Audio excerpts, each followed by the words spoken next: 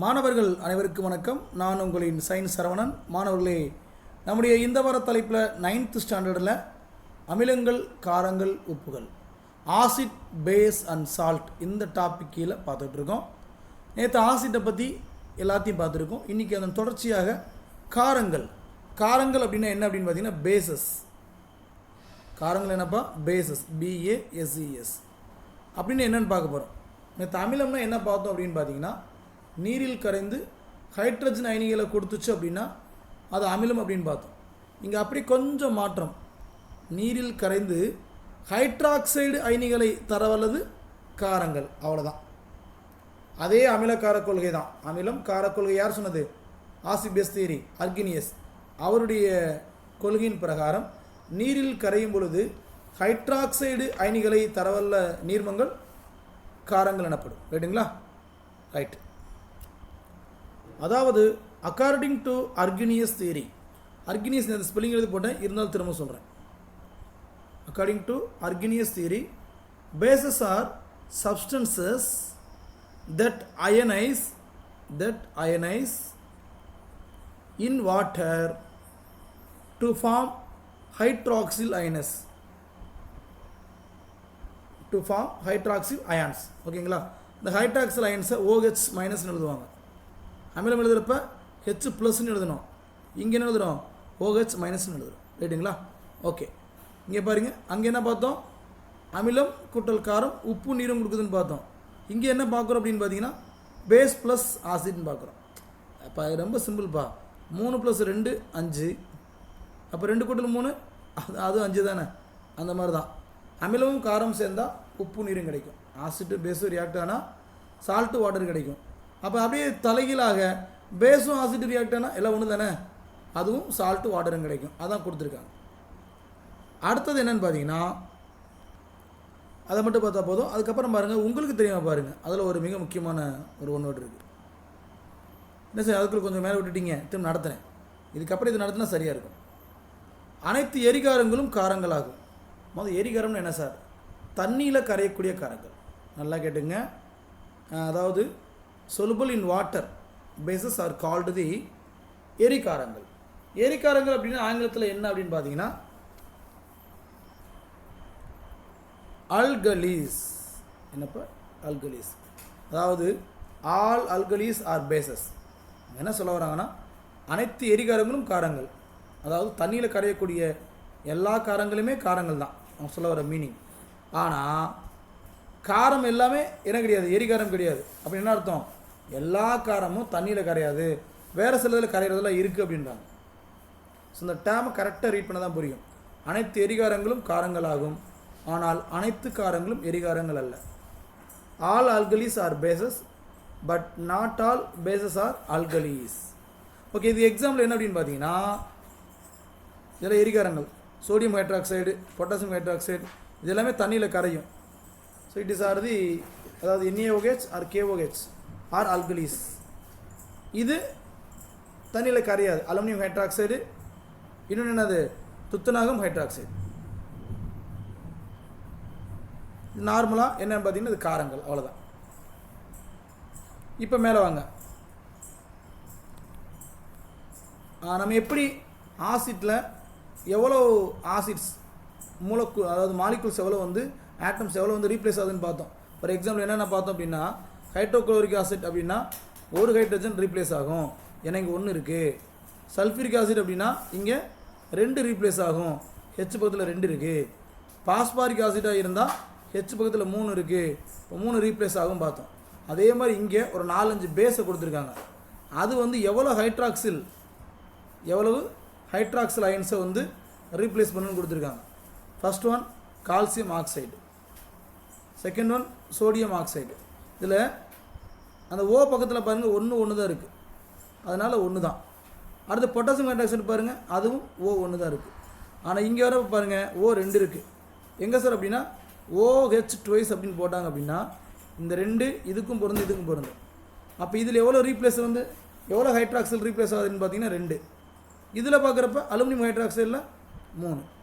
So அதுவும் கேட்க வாய்ப்பு இருக்குது. அலுமினியம் ஹைட்ராக்சைடில் ரீப்ளேஸ் பண்ணக்கூடிய ஹைட்ரஜன் அயனிகள், ஹைட்ராக்சில் அயனிகள் எத்தனை இருக்குன்னு கேட்பாங்க. கேள்வி எப்படிலாம் வரும், எல்லாத்துக்கும் நம்ம தயாராக இருக்கணும். அடுத்து பார்த்தீங்கன்னா காரங்களின் வகைகள். எப்படி அமிலங்களின் வகைகள் பார்த்தீங்களோ அதே மாதிரி தான் இங்கே. அங்கே எடுத்தோன்னு என்ன பார்த்தோம், இந்த காரத்துவத்தின் அடிப்படையில் பிரித்தோம். அங்கே காரத்துவம்னா பெசிசிட்டி, அதை பேஸ் பண்ணி பிரித்தோம். இங்கே அதே மாதிரி பார்த்தீங்கன்னா பிரிக்கிறது காரங்கள், ஆனால் அமிலத்துவத்தின் அடிப்படையில் பிரிப்பாங்க. அசிடிட்டி அப்படின்வாங்க. என்ன சொல்லுவாங்க, acidity based on the acidity. Sir அது எப்படி சார் அசிடிட்டி பேஸ் பண்ணி எப்படி சார் பிரிக்கிறாங்க அப்படின்னா, ஒன்று ஒற்றை அமிலத்துவ காரம், மோனோ அசிட்டிக் பேஸ், இன்னொன்று இரட்டை அமிலத்துவ காரம், டை அசிட்டிக் பேஸ், இன்னொன்று மும்மை அமிலத்துவ காரம். இதை என்ன சொல்லுவாங்க, ட்ரை அசிட்டிக் பேஸ். சரிங்களா, எல்லாம் எழுதிடுவீங்க, நீங்கள் எழுதுவீங்க, நேற்று எழுதியிருக்கோம். ஸோ அதை மைண்டில் வச்சு எழுதிருங்க.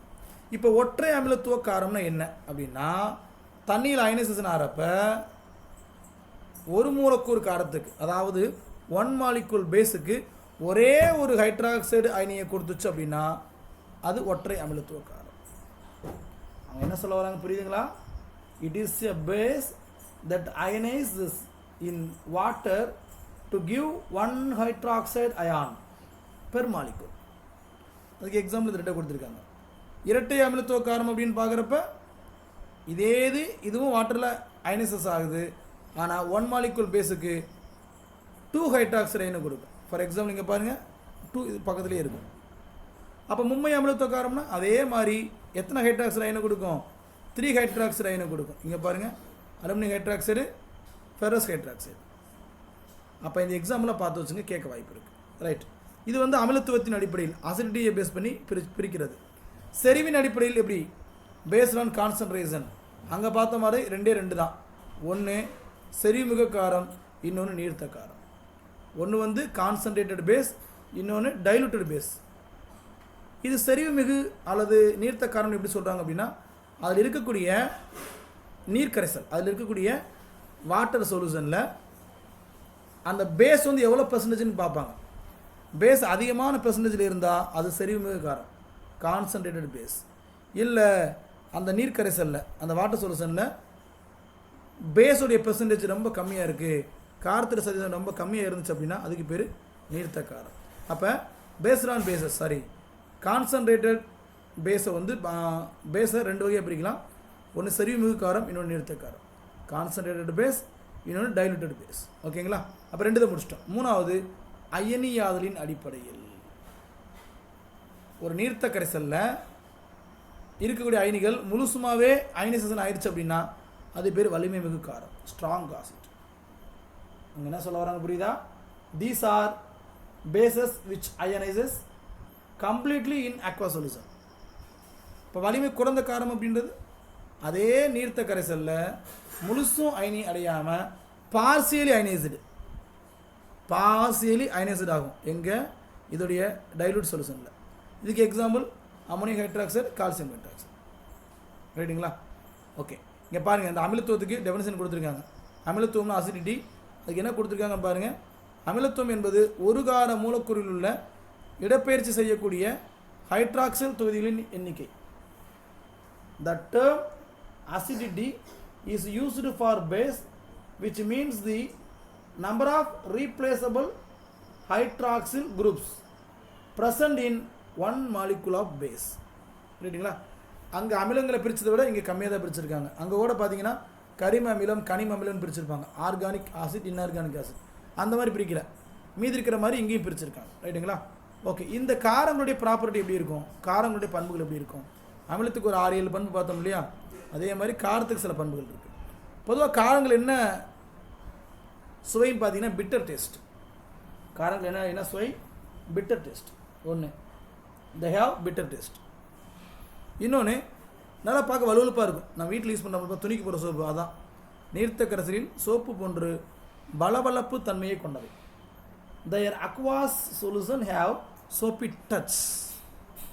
தேர்ட், சிவப்பு லிட்மஸ் தாளை நீல நிறமாக மாற்றும்.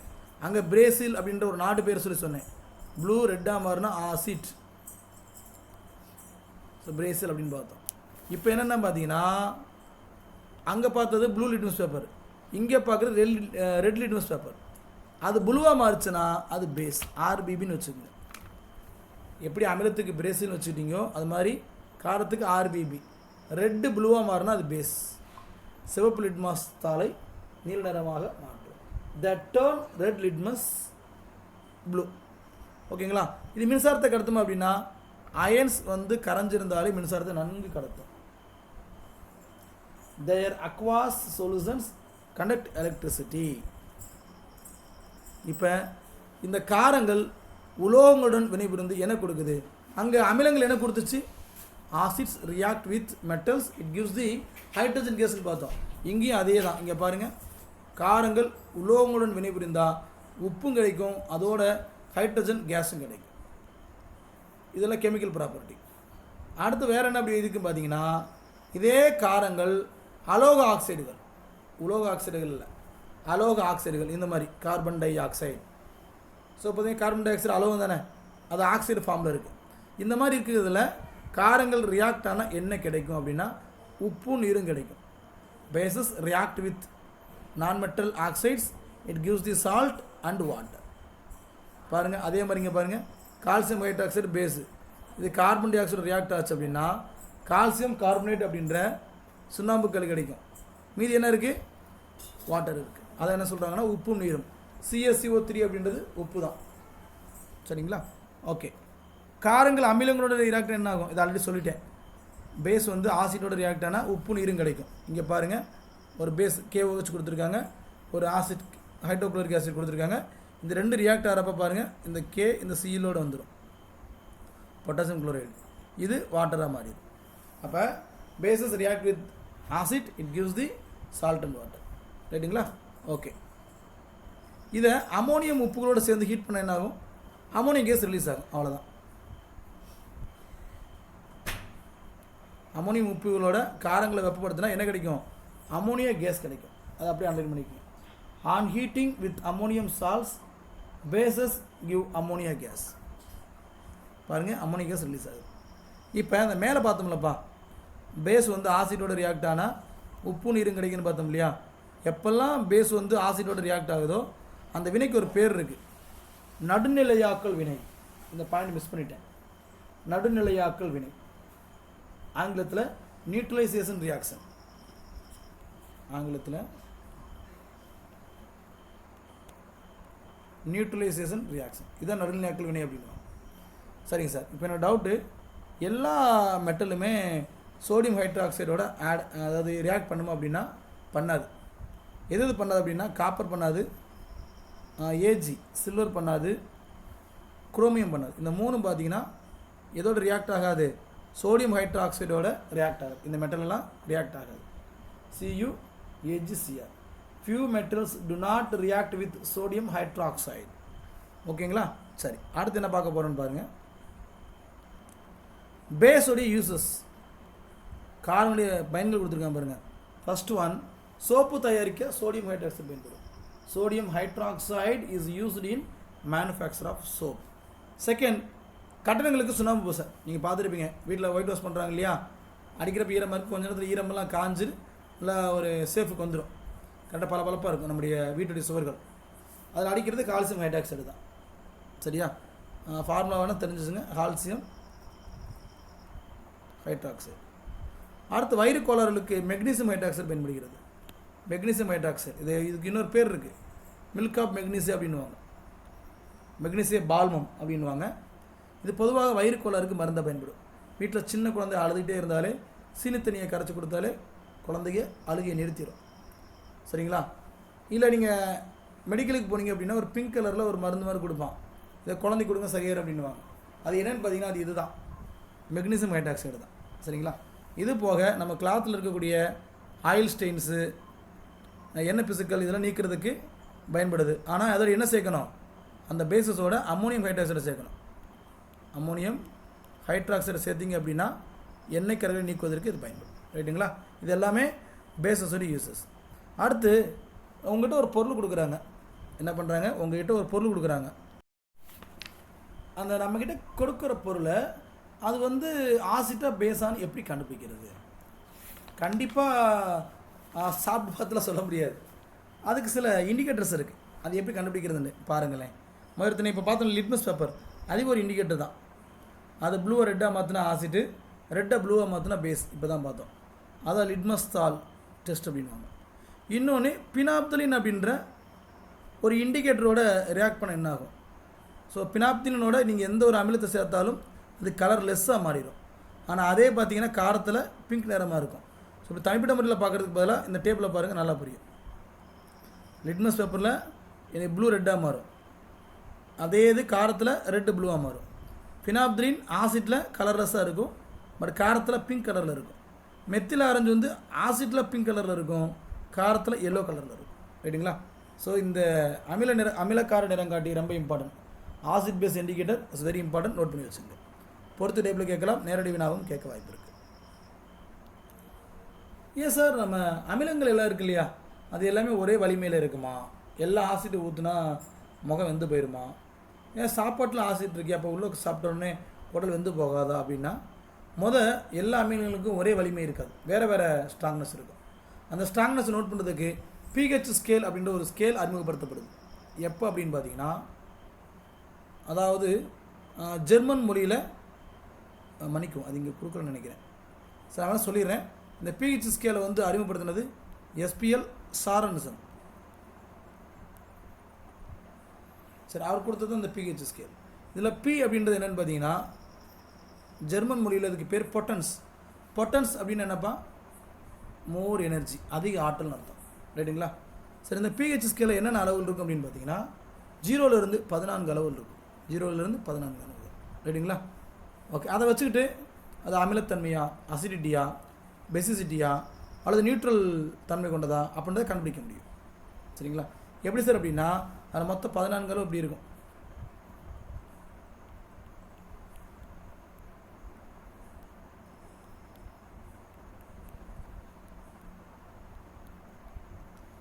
சரிங்களா? 0லேருந்து கரெக்டாக 14 அளவு இருக்கும். இதில் 7க்கு கம்மியாக இருந்துச்சுன்னா அது அமிலம், 7ஓட கூட இருந்துச்சுன்னா அது காரம்.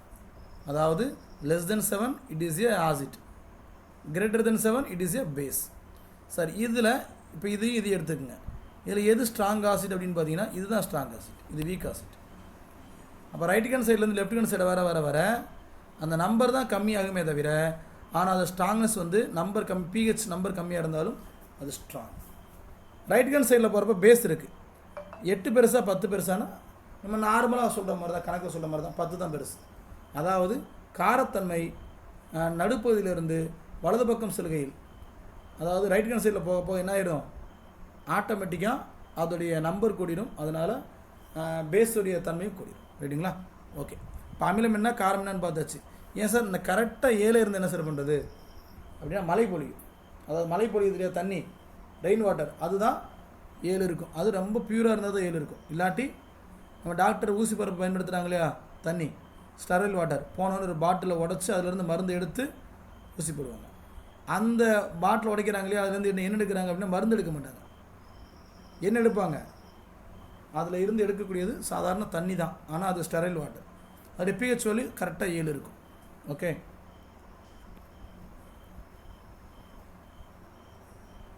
சரி, இப்போ லைட்டாக பிஹெச் என்னன்னு பார்த்துருக்கோம். டெப்த்தாக பார்க்குறது 10th பார்த்துக்கலாம். அடுத்த தலைப்பு வந்தாச்சு, உப்புகள். உப்புகள் என்னப்பா, சால்ட். நம்ம அன்றாட வாழ்க்கையில் உப்புகளுடைய பயன்பாடு ரொம்ப ரொம்ப அதிகம். இப்போ இங்கே என்ன பண்ண போகிறோம் அப்படின்னு பார்த்தீங்கன்னா, உப்புகளை பற்றி ஜென்ரலாக மட்டும் லைட்டாக என்னென்னு தெரிஞ்சுக்குவோம். பட் 10th பார்க்குறப்ப கிளியராக பார்த்துக்கலாம்.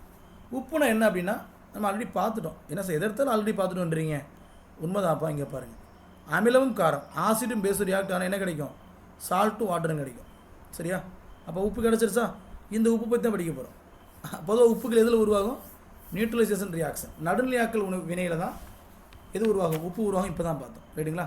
இந்த உப்புகள் எத்தனை வகைகள் இருக்குதுன்னு பாருங்கள். ஏற்கனவே 4 விதமான வகைகள் இருக்குது. ஒன்று சாதாரண உப்பு, நம்ம வீட்டில் பயன்படுத்துகிற டேபிள் சால்ட், குழம்புக்கு போடுறாங்க இல்லையா, அதோடைய ஃபார்முலா பார்த்தீங்கன்னா இதுதான், NaCl.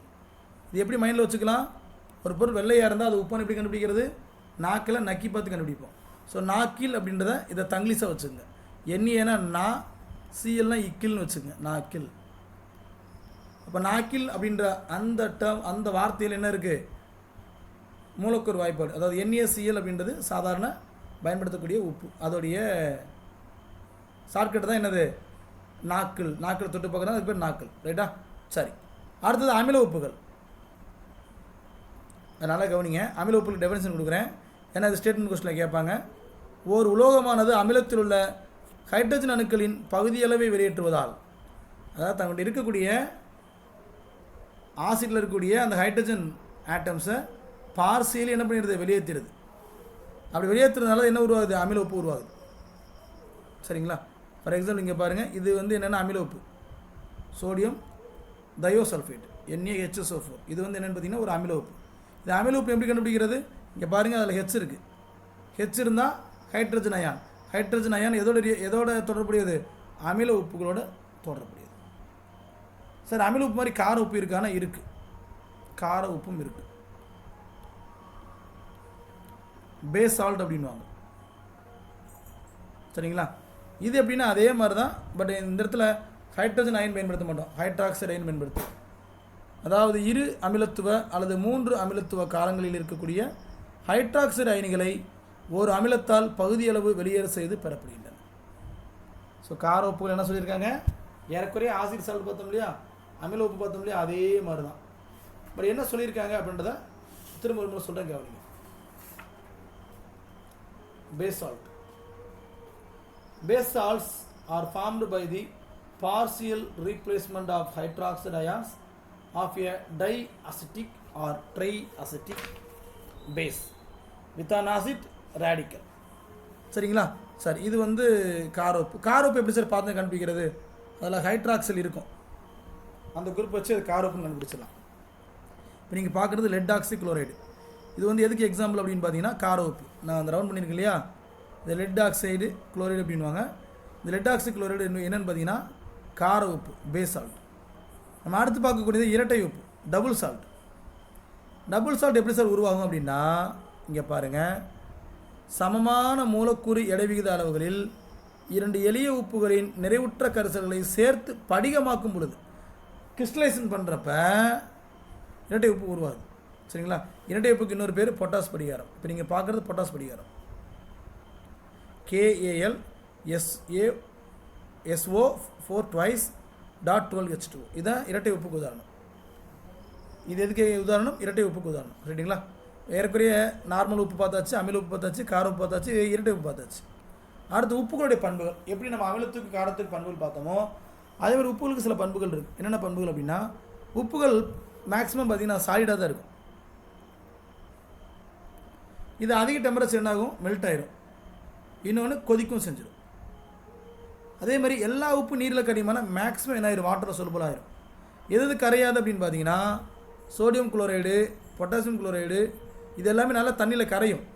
கரையாது silver chloride. Silver chloride பார்த்தீங்கன்னா தண்ணியில் என்ன ஆகாது, கரையாது. இது கொஞ்சம் பார்த்து எது கரையும் எது கரையாது அப்படின்றத மட்டும் மைண்டில் வச்சுக்கணும். ரைட்டுங்களா? எத்தனை பாயிண்ட் பார்த்துட்டு இருக்கோம்ப்பா, 2வது பாயிண்ட் தானே. So most of the salts are soluble in water. For example chloride salts of potassium and sodium are soluble in water.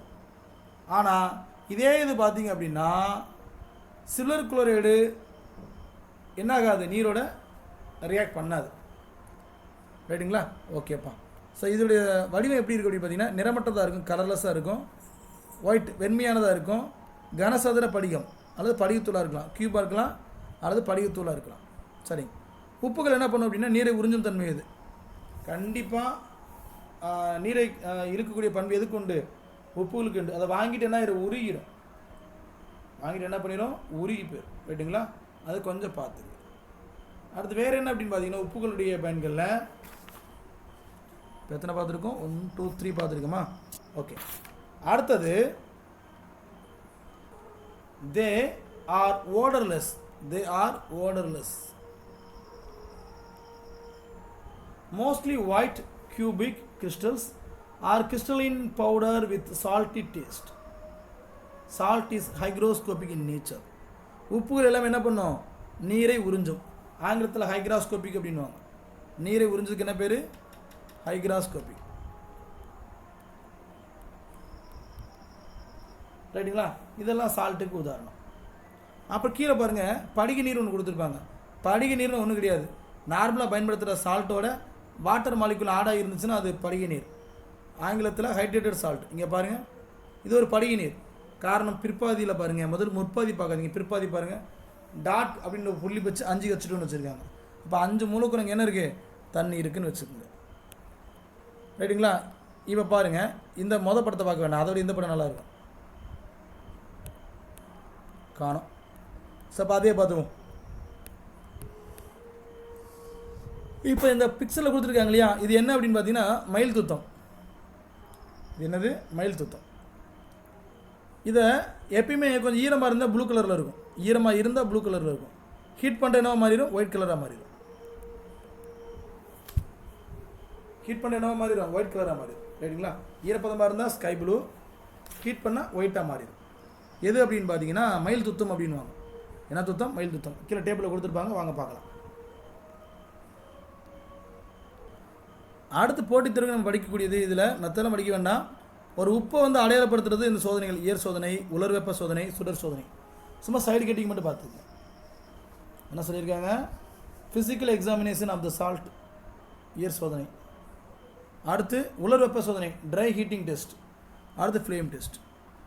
இப்போ என்ன பண்ணுறாங்க அப்படின்னா, கொஞ்சம் உப்பை எடுத்துக்கிட்டு, அது ஆவியானதுக்கு அப்புறமா சில உப்பை எடுத்துக்கிட்டு நல்லா ஹீட் பண்ணி அதில் இருக்க நீர் வந்து நல்லா எவாப்ரேட் ஆகி போனதுக்கு அப்புறமா அந்த கரையாத சால்ட் என்ன ஆகும், அந்த டியூப்லேயே கடைசியாக கீழே ஆயிரும், டெபாசிட் ஆகிடும். இதே இது பார்த்தீங்கன்னா சில உப்புகள், சம் சால்ட் பார்த்தீங்கன்னா react with hydrochloric acid, it gives the chlorides. பாருங்கள், அடர் ஹைட்ரோக்ளோரிக் அமிலம் அதோட கலந்த கலவை பிளாட்டினம் கம்பியின் உதவியோடு சுடரில் காட்டப்படுகிறது. ஸோ சுடரில் காட்ட என்ன ஆகும் அப்படின்னா ஒவ்வொரு வித்தியாசமான கலர் தெரியும். இங்கே கீழே அந்த டேபிளில் பாருங்களேன், நீங்கள் பார்க்குற சுடர் அந்த என்ன சொல்லுவாங்க, சுடருக்கு ஆங்கிலத்தில் flame, colour of the flame. இது சுடர் வந்து செங்கல் சோப்பு நிறத்தில் இருந்துச்சு அப்படின்னா அது இருக்கக்கூடிய அந்த சால்ட் பார்த்திங்கன்னா கால்சியமாக இருக்கலாம். பொன்னிற மஞ்சள் கோல்டன் எல்லோவாக இருந்துச்சுன்னா சோடியமாக இருக்கலாம். பிங்க் கலராக இருந்தால் பொட்டாசியம் இருக்கலாம். பச்சை கலராக இருந்தால் இஜின் துத்தநாகமாக இருக்கலாம். இப்போ இடது பக்கம் கொடுத்துருக்குது எல்லாமே என்னென்னு பார்த்தீங்கன்னா brick red, golden yellow, pink violet, green flashes. இது எல்லாமே என்னென்னு பார்த்தீங்கன்னா சுடருடைய நிறம். நீங்கள் நெருப்பில் காமிச்ச உடனே அது தெரிகிற நிறம். அதுக்கு எக்ஸாம்பிள் கொடுத்துருக்காங்க, இதை கொஞ்சம் பார்த்து. சரி, கடைசி பாயிண்டை பாருங்கள். ஹைட்ரோக்ளோரிக் அமிலத்தை கார்பன் உப்புகளுடன் சேர்க்கும் பொழுது என்ன ஆகும்? என்ன ஆகும்னா நல்லா நுரைச்சி பொங்கி கார்பன் டை ஆக்சைடு அப்படின்ற கேஸ் ரிலீஸ் ஆகும். வீட்டுக்கு சுண்ணாம்பு அடிக்க சுண்ணாம்புக்கள் வாங்கிட்டு வந்து போட்ட மாதிரி தான். சரியா? சரி, இப்போ உப்புகளுடைய பயன்கள் பார்க்க போகிறோம். எல்லாரும் பார்த்து ஓகே. இப்போ உப்புகளுடைய பயன்கள் யூசஸ் என்ன அப்படின்னா நிறைய கொடுத்துருக்காங்க. இதை விட 7th 8th நிறைய கொடுத்துருக்காங்க. இங்கே கூட கம்மி தான், இருந்தாலும் பார்க்க வேண்டிய நம்ம கடமை. சாதாரண உப்பு நான் ஆல்ரெடி சொல்லிட்டேன், நாக்கில் நக்கி பார்க்குறது. ஸோ NaCl, சோடியம் குளோரைடு அப்படின்னா NaCl. நம்ம அன்றாடம் உணவுலையும் உணவை பாதுகாப்பதிலும் பயன்படுது. இது அவங்களே சொல்லியிருக்காங்க. It is used in our daily life food and used as a preservative. Okay. அடுத்து இது பாருங்கள், சலவை சோடா தமிழ் சொல், சோடியம் கார்பனேட் அதுக்குரிய ஆங்கில சொல், இது அதுக்குரிய ஃபார்முலா. இப்போ சலவை சோடா எதுக்கு பயன்படுதுன்னு பாருங்கள், கடின நீரை மென்னீராக்க பயன்படுது. இதில் ரொம்ப முக்கியமான கொஸ்டின் கேட்ப வாய்ப்பு இருக்குது. கடின நீரை மென்னீராக்க வாய்ப்பு இருக்குது. மாற்றிடும். இந்த ப்ளீச்சிங் போட்டுருக்குல்லப்பா, அதெல்லாம் போட்டுருவாங்க இல்லையா, அதெல்லாம் கொஞ்சம் கற்பனை பண்ணி பார்த்துங்க, புரியும். சரி, அடுத்து இப்போ என்ன சொல்லியிருக்கேன், வாஷிங் சோடா சோடியம் கார்பனேட் அப்படின்வாங்க. வாஷிங் சோடானாலும் சலவை சோடானாலும் ஒன்று தான்.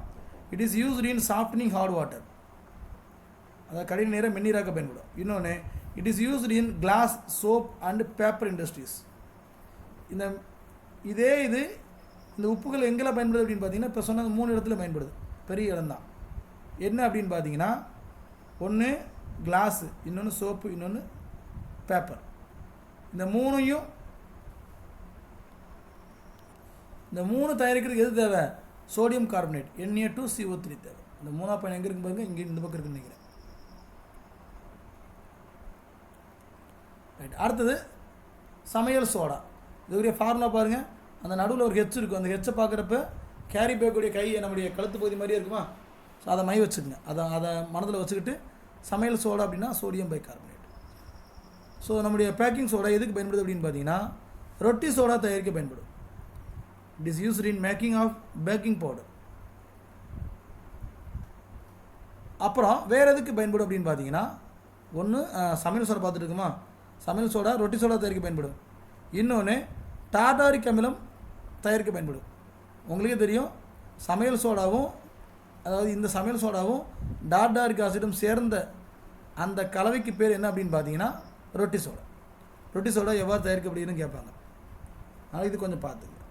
It is used in making of baking powder which is a mixture of baking soda and tartaric acid. Okay, இது இந்த சமையல் சோடா என்ன பண்ணும், கேக்கையும் ரொட்டிகளையும் ரொம்ப மென்மையாக்கிடும். 2 நாளாக இருந்தாலும் போட்டு 2 நாள் ஆச்சு அப்படின்னாலும் திரும்ப ஃப்ரெஷ்ஷாக கொண்டு வந்து நம்மகிட்ட கொடுத்துருவாங்க. சமையல் சோடா பைகார்பனேட். ஸோ இதில் தான் நிறைய கொஸ்டின் இருக்குது, அதனால் இதுதான் கேட்க வாய்ப்பு இருக்குது. கேக் மட்டும் ரொட்டிகளை மென்மையாக மாற்றும் எது, இந்த பேக்கிங் சோடா. வீட்டில் நம்ம பிடிக்கலன்னா அம்மாவே சொல்லுவாங்க, லைட்டாக சமையல் சோடா போடுறா நல்லா பொங்கி வரும் அப்படின்வாங்க. கரெக்டுங்களா? ஓகே, வேறு என்னென்னு பாருங்கள். இது அமில நீக்கில் உள்ள பகுதி பொருள். இது காரம் சம்மந்தப்பட்ட பொருளுக்கு அப்புறமா வந்ததுனால இதில் இருக்க பேஸ் என்ன பண்ணும் அப்படின்னா, அதிகப்படியான அமில நீக்கில் இருக்கக்கூடிய ஒரு பகுதி பொருள் இந்த கரைசல் காரத்தன்மை பெற்றிருப்பதால் வயிற்றில் உள்ள அதிகப்படியான அமிலத்தை நடுநிலையாக்கும். ஸோ வயிற்றுக்குள்ளே இருக்க ஆசிட் என்ன பண்ணிடும், நியூட்ரலைஸ் பண்ணிடும். இதுதான் 4th point. It neutralises excess acid in the stomach and provides relief. அடுத்தது சலவைத்தூள். சலவைத்தூள் அப்படின்றது என்னென்னு பாருங்கள், கால்சியம் ஆக்சிக்ளோரைடு. படிச்சுங்க, கால்சியம் ஆக்சிக்ளோரைடு.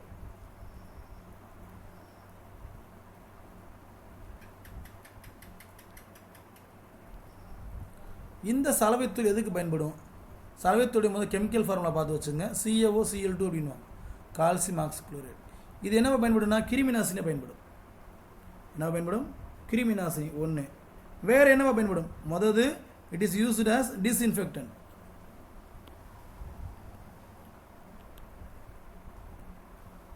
இன்னொன்று பருத்தி மற்றும் லினன் துணிகளை வெளுக்க பயன்படுகிறது. பருத்தி துணிகளையும் லினன் துணிகளையும் நல்லா வெளுத்து அந்த வெண்மை வருவதற்கு இது பயன்படும். அடுத்தது பாரிசாந்து. என்ன பார்க்க போகிறோம், பாரிசாந்து. இதை பார்த்துட்டோம்லப்பா, ப்ளீச்சிங் பவுடர் பார்த்தாச்சு. ப்ளீச்சிங் பவுடர் தான் சலவைத்தூள். It is used as disinfectant. இன்னொன்று it is used in textile industry for bleaching cotton and linen. Linen மட்டும் ஸ்பெல்லிங் பார்த்துங்க, லினன். இப்போ அடுத்து பார்க்குறது பாரிசாந்து. ஸோ மாவுக்கட்டு போடுவாங்க இல்லையா, அதுதான். அதில் மாவுக்கட்டு உங்களுக்கே தெரியும், மாவுக்கட்டு நல்லா கூர்ந்து கவனிச்சிக்கணும்னா அதில் ஈரம்லாம் இருக்காது, ரொம்ப கம்மியாக தான் இருக்கும்.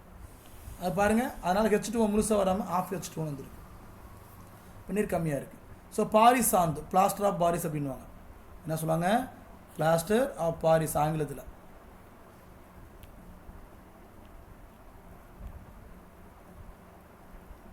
இதற்கான அறிவியல் பேர் என்னென்னு பார்த்தீங்கன்னா IUPAC நேம் கால்சியம் சல்ஃபேட். அரைக்கு என்ன பேர்னா ஹெமி அப்படின்வாங்க, ஹெமி ஹைட்ரேட். இது எதுக்கு பயன்படும், முறிந்த எலும்புல ஒட்ட வைக்க பயன்படும். இந்த கட்டெல்லாம் போடுவாங்களப்பா அடிபட்டா, அதுக்கு பயன்படும். இன்னொன்று சிலைகளுக்கான வார்ப்புகளை செய்ய பயன்படும். It is used for plastering bones. இன்னொன்று it is used for making casts for statues. So சிலைகளை தயாரிக்கவும் இது பயன்படும். ரைட்டுங்களா? அவ்வளோதான்ப்பா. ஏறக்குறைய இதில் இன்றைக்கி காரம் உப்புகளை பற்றி கிளியராக பார்த்துருக்கோம். அவ்வளோதான். மீதி இருக்கிறது நம்ம 10th வீடியோ தான் இருக்குது. அதை என்ன பண்ணலாம், நாளைக்கு வீடியோவில் பார்க்கலாம். Thank you to all. நல்லபடியாக படிக்கப்பா, வாழ்த்துக்கள்.